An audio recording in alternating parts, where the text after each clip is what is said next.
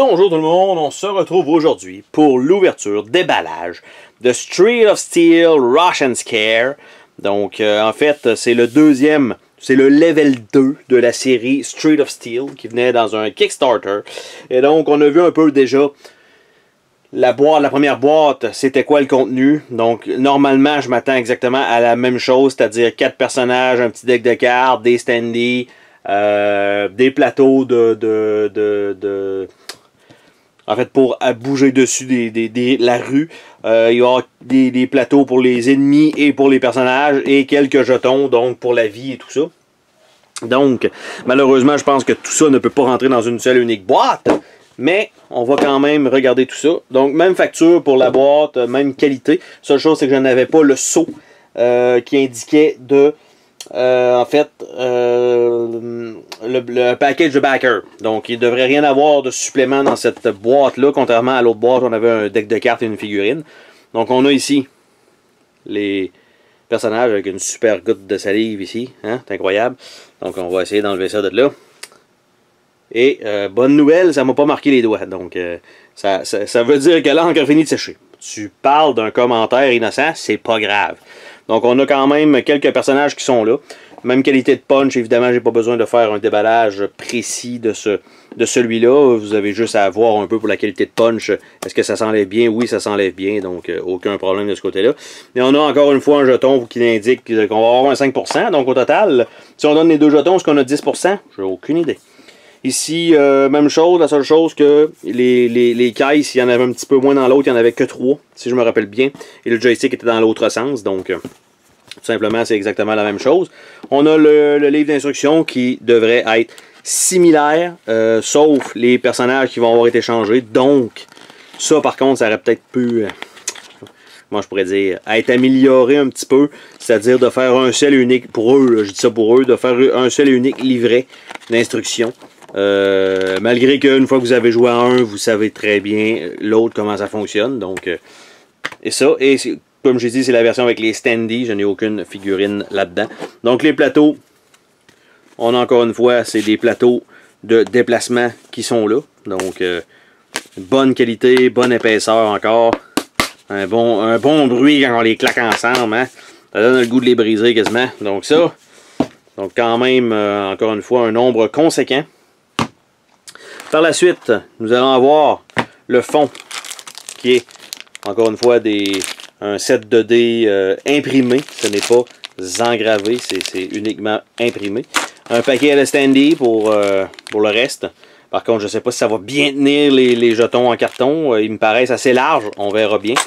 Donc ça, et un petit deck de cartes, bien sûr, qui va contenir l'intelligence artificielle des ennemis et fort probablement des objets. Et en dessous de tout ça, aucune surprise pour nous aujourd'hui. Et le tour de la boîte, comme la première boîte, ben en fait, ça indique simplement qu'il y a une autre boîte qui existe. Donc, ils se font de l'autopub. Donc, dans les ennemis, on a le Wolfpack, donc qui est là. Donc, ça peut... je vais les retourner ici à mesure. Donc, on a Command Droid, donc au lieu de Commander. Par la suite, nous avons Berserker Joe au lieu de Average Joe. Donc, Berserker Joe. Berserker Time to Die, donc avec la pierre tombale à moitié détruite. On a Ludo, donc qui a l'air d'être un Jiu-Jitsu en fait de compétition, parce qu'il semble avoir une médaille. Donc, Champion in Life, donc champion dans la vie, parfait. Par la suite, on a Jailbreaker, donc juste des ennemis qui essayent de se pousser tranquillement, qui sont des prisonniers. On a Kimizar, qui a l'air d'être un boss. Après ça, nous avons Dumb Ape, donc super, un singe stupide. Donc, Dumb Ape, that's it. Avec son casque et une banane. Et le dernier personnage, Square Peg. Matter cannot be destroyed. Donc, la matière ne peut pas être détruite. Donc, tout simplement, c'est ça. Ce sont ça nos personnages.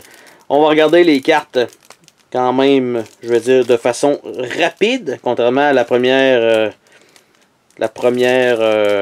boîte. Parce que c'est quand même, le matériel est relativement similaire avec ce qui est différent, c'est les ennemis, les standees un petit peu, mais le reste des punch et tout ça, c'est exactement le même matériel, sensiblement entre les deux.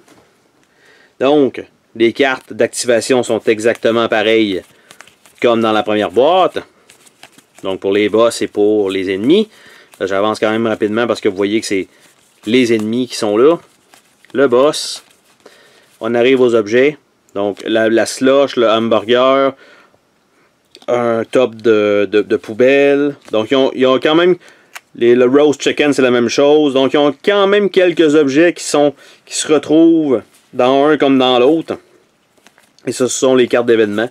Donc encore une fois, la qualité des cartes est plutôt faible pour ça. Mais pour le reste des composantes, ça me semblait, je vais dire, respectable. Donc les cartes, moi, ils vont être slivés. Ça rentre au moins dans ça. Les cartons sont assez épais pour les boards. Par contre, ça, c'est des dés imprimés, moins intéressant un petit peu, surtout si la qualité, parfois, tout dépend. Je sais que ça s'est amélioré depuis, mais c'était vraiment pas un choix un gage de qualité à l'époque, donc il y a peut-être une quinzaine d'années. On a des standees probablement assez pour tous les jetons que je vais avoir à puncher. Et donc on retourne avec tout ça, le livret d'instruction et les petites feuilles de punch. Donc ça fait le tour de ce déballage Street of Steel, Rush and Scare. Sur ce, on se dit à la prochaine pour un autre déballage. Salut tout le monde! Oh, attends, pars pas de même. Je veux te remercier d'avoir regardé la vidéo. N'oublie pas de t'abonner si ce n'est pas déjà fait. N'hésite pas à laisser un commentaire sur la vidéo, ça me fait toujours plaisir de te lire. Tu peux laisser un petit pouce bleu vers le haut, juste ça, ça fait ma journée. Je t'invite également à visiter mes autres chaînes et à visiter mon Patreon. Merci pour ton soutien.